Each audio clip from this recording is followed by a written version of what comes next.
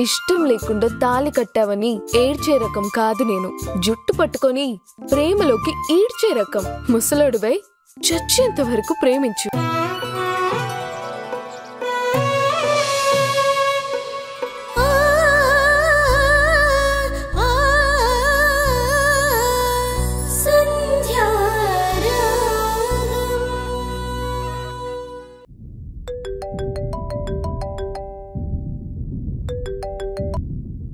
Hello madam, ఒక bad news. ఏంటి? మీరు యాక్సిడెంట్ చేశానని చెప్పారు కదా, ఆ వ్యక్తి ఎవరో కాదు, సంధ్య భర్త శ్రీకర్.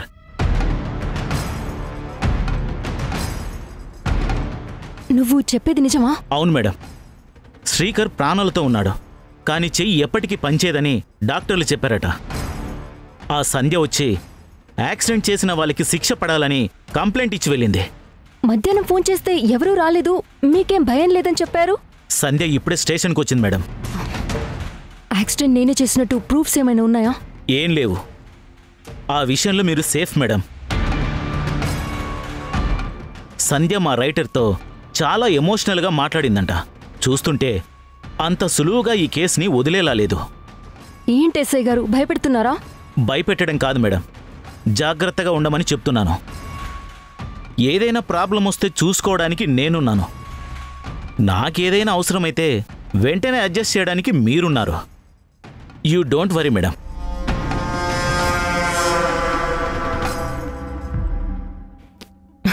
ఓ గాడ్, పోయి ఆ సంధ్య మొగ్గుని యాక్సిడెంట్ చేయాలా? ఇప్పటి వరకు యాక్సిడెంట్ గురించి అత్తకి తెలిస్తే కోపడుతుందనుకున్నాను. ఇప్పుడు ఇంట్లో ఎవరికి తెలిసినా నన్ను బ్రతకనివ్వరు.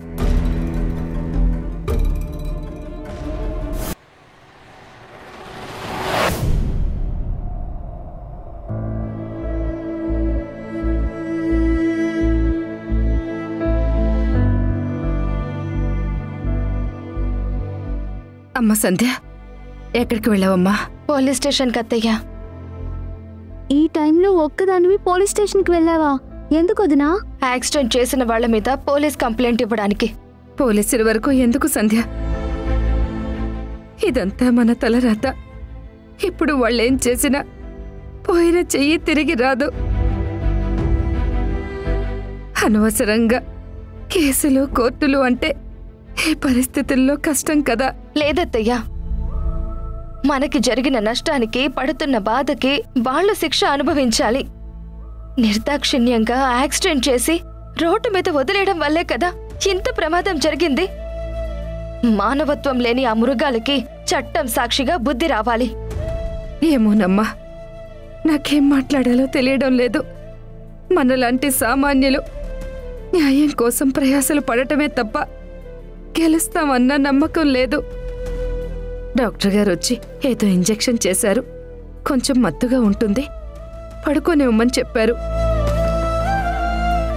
రేపు ఉదయం ఆయన వచ్చిన తర్వాత పరీక్ష చేసిన తర్వాత ఇంటికి పంపించేస్తానని చెప్పారు. నేను ఈ రాత్రికి ఇక్కడే ఉంటాను, నువ్వు శ్రీజ ఇంటికి వెళ్ళండి. నీరసంతో మీరెందుకు అత్తయ్యా? ఈ హాస్పిటల్కి వచ్చినప్పటి నుండి తిండి, నిద్ర సరిగ్గా లేదు.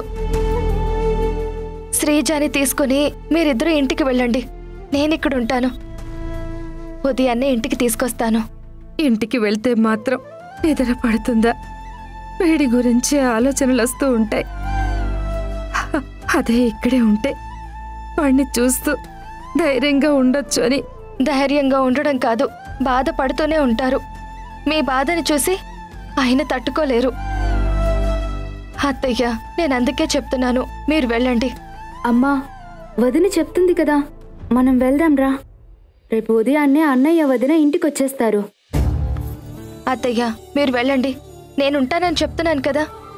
ఆయన ఆరోగ్యంతో పాటు మీ ఆరోగ్యం కూడా మాకు ముఖ్యమే. సరేనమ్మా, వెళ్తాను.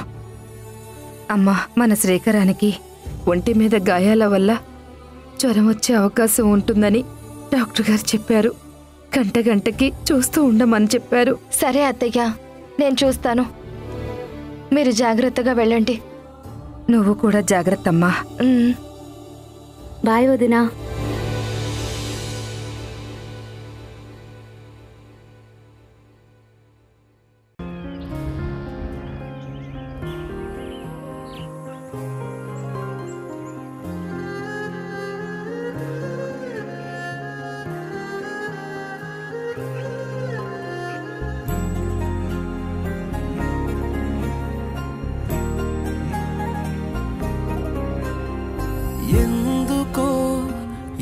ఎప్పటికో తెలియది పయనం, ముందుకో వెనకకో బ్రతుకులో గమనం, పొరపాటును అలవాటును బలహీనులే బలి జీవుల విధికే ఇది చలిమంటనా రగిలే మా మనసే.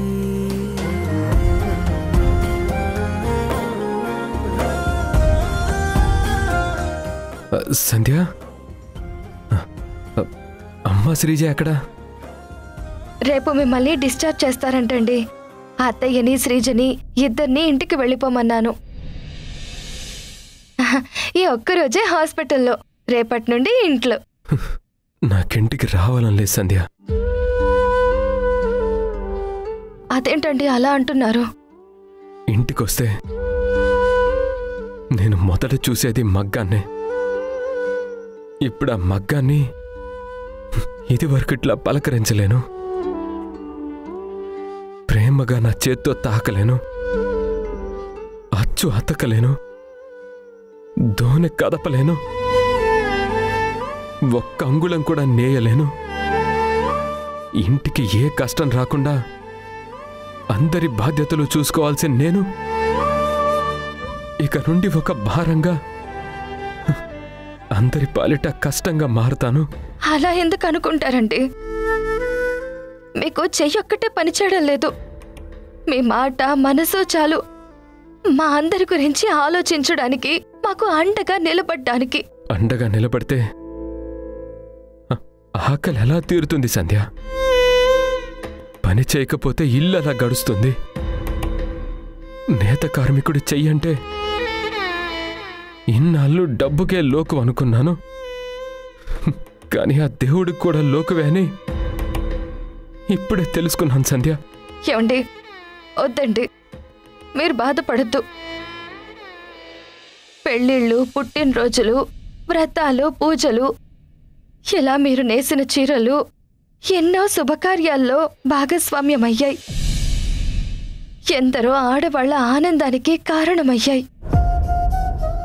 వాళ్లల్లో కొంతమందైనా మీరు నేసిన చీర బాగుందని పొగుడుకొని మిమ్మల్ని మనస్ఫూర్తిగా ఆశీర్వదించే ఉంటారు. గుళ్ళో పూజలు జరిగేటప్పుడు కూడా మీ చీరలు దేవుడికి అలంకారంగా మారాయి. మనిషి అభినందించడం మర్చిపోయినా మనం చేసిన మంచికి దేవుడి ఆశీర్వాదం తప్పకుండా అందుతుందండి.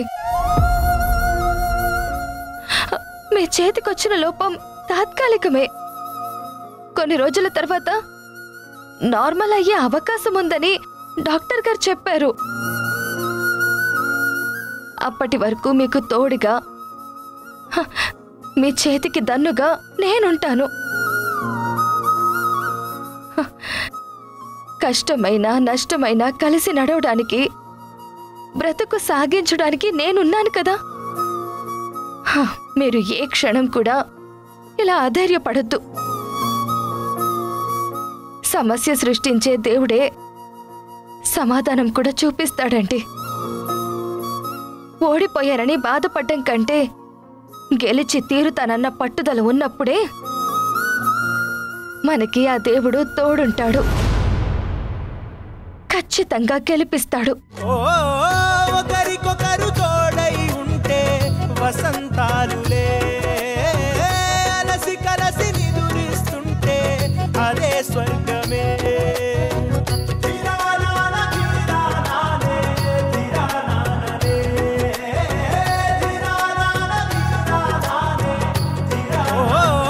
ఒకరికొకరు తోడై ఉంటే వసంతాలులే, అలసి కలసి నిదురిస్తుంటే అదే స్వర్గమే.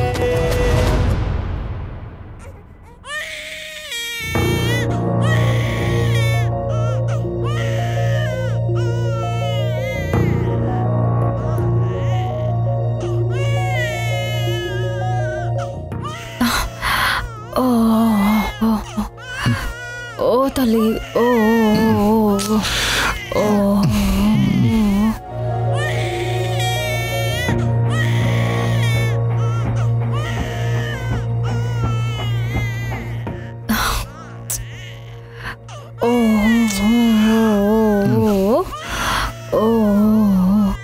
పాపని ఏడిపించకు వింధ్యా.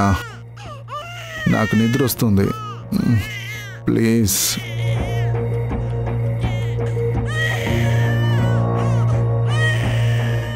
ఊరుకోమ్మా.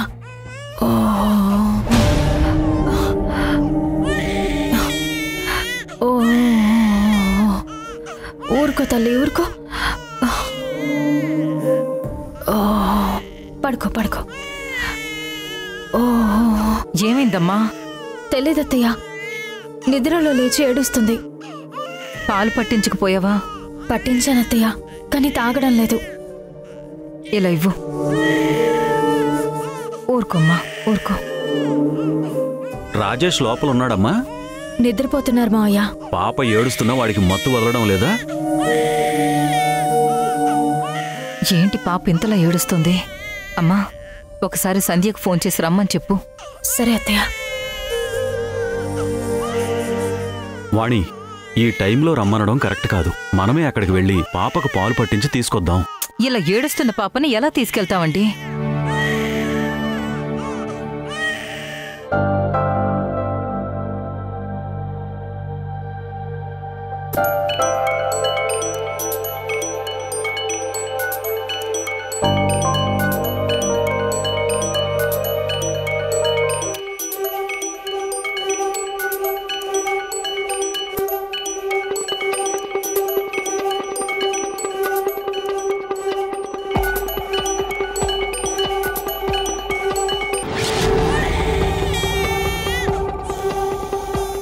వింధ్య, పాప ఎందుకలా ఏడుస్తుంది?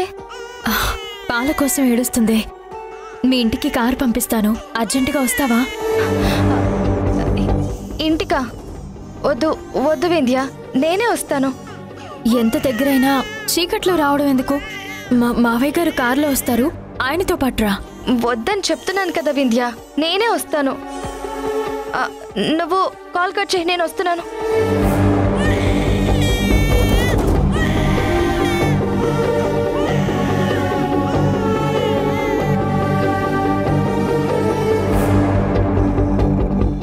ఏమండి, మన పాప ఆకలికి ఏడుస్తుంది.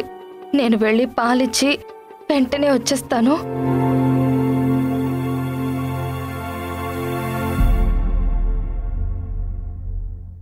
ఓ, ఏడోకు బంగారు తల్లి. ఓ, ఊరుకోమ్మా.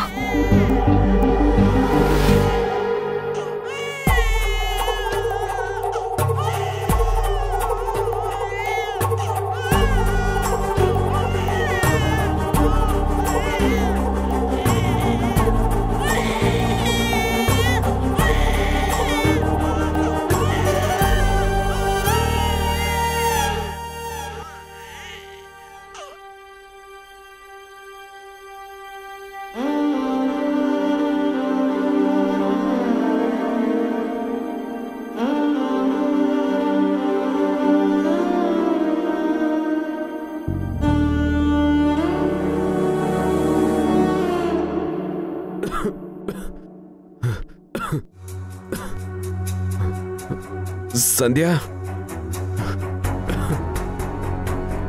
దాహంగా ఉంది సంధ్య, కొంచెం నీళ్ళివ్వు.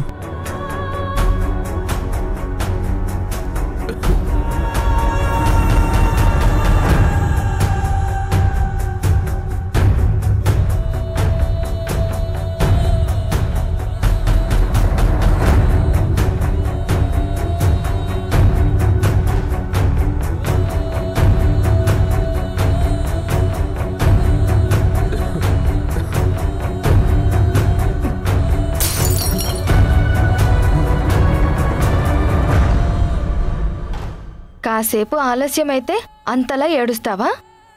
చూడు, నీ వల్ల అందరూ ఎంత టెన్షన్ పడ్డారో. సంధ్య, ఎక్కడికి వెళ్ళిపోయావు?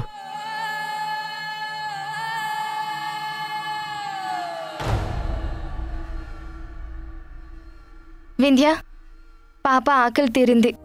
అమ్మా సంధ్య, మీ స్నేహబంధాన్ని దూరం చేయకూడదనేమో ఆ దేవుడు నా మనవరాల ఆకలి నీ వల్ల తీరేటట్టు చేస్తున్నాడమ్మా.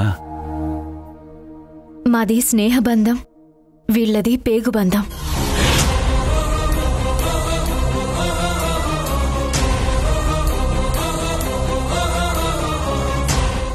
ఏం మాట్లాడుతున్నావు వింధ్య?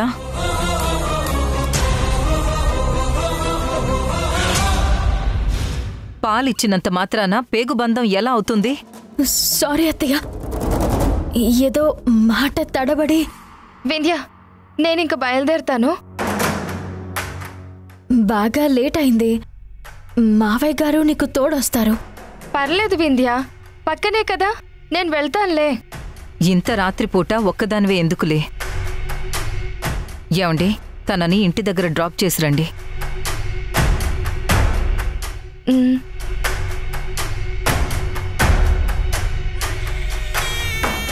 ఏమైంది తల్లి? ఊరుకో ఊరుకో. ఇలా ఇవ్వు వింధ్య. ఓ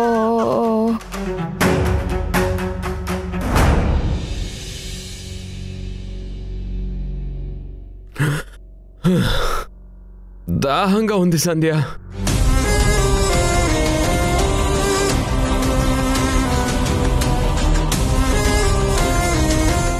సంధ్య, ఇలా ఇవ్వమ్మా, పాపని నేను తీసుకుంటాను.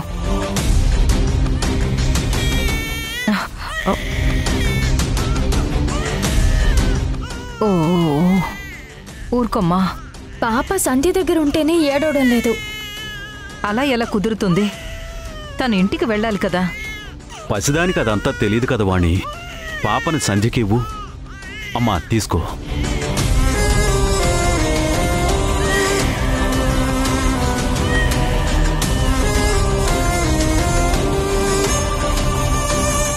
చూడండి, రక్త సంబంధం అయ్యుండి మనం ఎత్తుకుంటే ఏడుస్తుంది, కానీ సంధ్య దగ్గర మాత్రం సైలెంట్గా ఉంటుంది.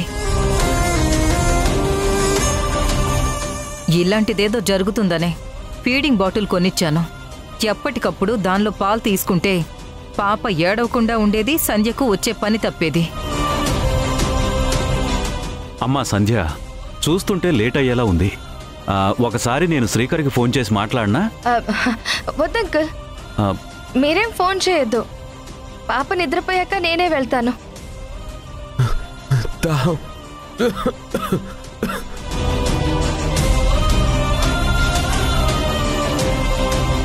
పాప నిద్రపోతుంది.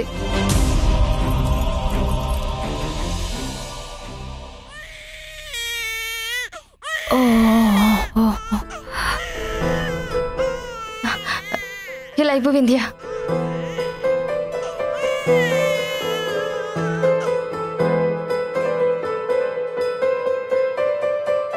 చూస్తుంటే ఈ రాత్రంతా నిన్ను వదిలిపెట్టేలా లేదమ్మా.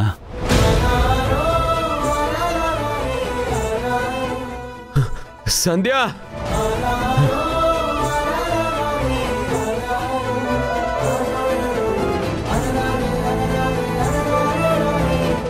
అలా ఎంతసేపని ఉంటావమ్మా? పర్లేదండి.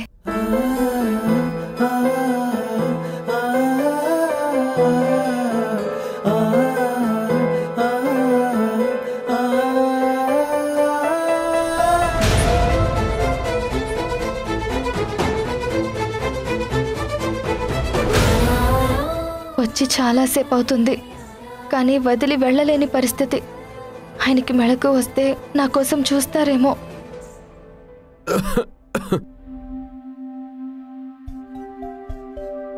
జోలాలి జో జో పాపాయే జో జో జోలాలి జో జో జో జోలాలి మురిపాలా కరిమప్ప కురిసే మెరుపా జోలాలి జో జో పాపాయే జో జో జోలాలి జో జో జో జోలాలి జో జోలాలి.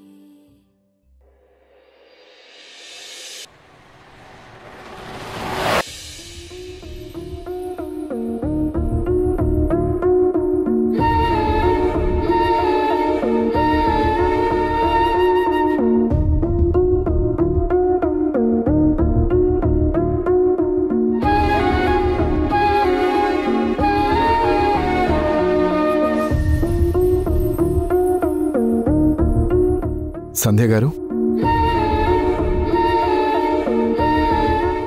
ఇక్కడ నిద్రపోతున్నారేంటండి? ఎప్పుడొచ్చారు? రాత్రి పాప ఏడుస్తుంటే పాలివ్వడానికి వచ్చానండి. ఎవరి దగ్గరికి వెళ్ళకపోయేసరికి నేనే ఒళ్ళో పెట్టుకుని నిద్రపోయాను. నేను అర్జెంటుగా వెళ్ళాలి. పాపని తీసుకోండి.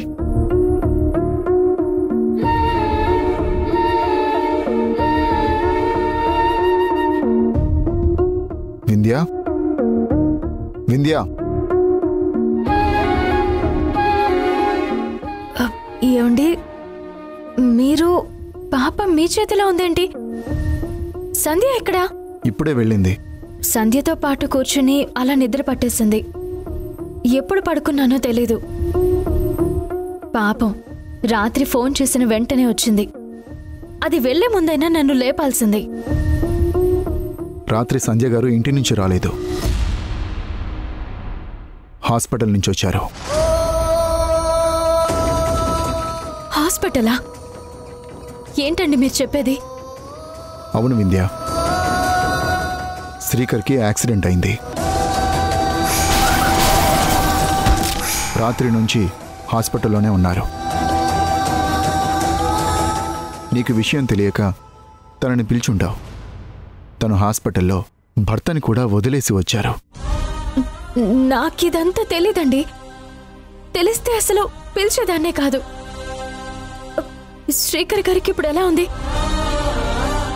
బాగానే ఉన్నారంట. ఈరోజే డిశ్చార్జ్ చేస్తారని తెలిసింది.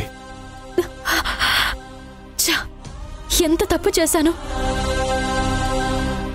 శ్రీకర్ గారి గురించి నాకు సంధ్య ఒక్క మాట కూడా చెప్పలేదు. పాపని తీసుకుని ఇంటికి వస్తానంటే హాస్పిటల్లో ఉన్న విషయం తెలిసిపోతుందనే నన్ను రావద్దని చెప్పింది. ఈ యాక్సిడెంట్ గురించి మీకెప్పుడు తెలుసు?